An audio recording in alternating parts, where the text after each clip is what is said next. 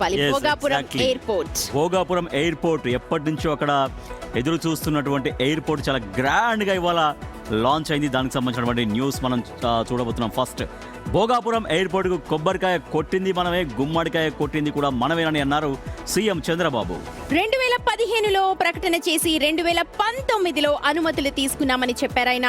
ఇప్పుడు ప్రధాని చేతుల మీదుగా ప్రారంభిస్తున్నామని చెప్పారు. శంషాబాద్ ఎయిర్పోర్ట్తో తెలంగాణ దశ దిశ మారినట్టే భోగాపురం ఎయిర్పోర్టుతో ఏపీ దశ దిశ మారుతుంది అన్నది ధీమా వ్యక్తం చేశారు సీఎం చంద్రబాబు. శంషాబాద్ ఎయిర్పోర్టుతో తెలంగాణ దశ దిశ మారింది. భోగాపురం ఎయిర్పోర్టుతో ఉత్తరాంధ్ర దశ దిశ మారుతుంది.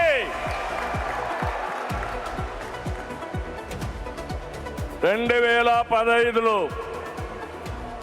ఆనాడు ప్రధానమంత్రిగా ఉన్న నరేంద్ర మోడీ గారి నాయకత్వంలో ప్రకటన చేశాం.